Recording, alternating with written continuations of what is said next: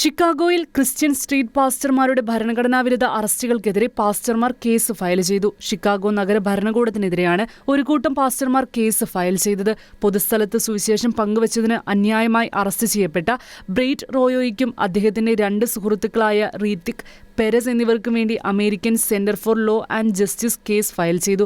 Millennium പാർക്കിനടുത്തുള്ള ഒരു പൊതുസ്ഥലത്ത് പ്രസംഗിച്ചതിന് റോയയെ arrest ചെയ്യുകയും കുറ്റം ചുമത്തുകയുമായിരുന്നു. അദ്ദേഹത്തിന്റെ നിരപരാധിത്വം തെളിയിക്കുന്ന വീഡിയോ തെളിവുകൾ ഹാജരാക്കിയതിനെ തുടർന്ന് വിചാരണയ്ക്ക് മുൻപായി കേസ് തള്ളിപ്പോയി. ദിവസങ്ങൾക്ക് ശേഷം ഷിക്കാഗോ പോലീസ് റീത്തിക്കിനെയും പെരേസിനെയും ഒരേ സ്ഥലത്ത് അടിസ്ഥാനരഹിതമായ കുറ്റങ്ങൾ ചുമത്തി അറസ്റ്റ് ചെയ്തുവെന്ന് ACLJ റിപ്പോർട്ട് ചെയ്യുന്നു. ഇത് യാദൃശ്ചികമല്ല, മതപരമായ ആവിഷ്കാരത്തെ നിശബ്ദമാക്കുവാനുള്ള ബോധപൂർവമായ ശ്രമമാണിത്, സംഘടന പ്രസ്താവനയിൽ പറഞ്ഞു.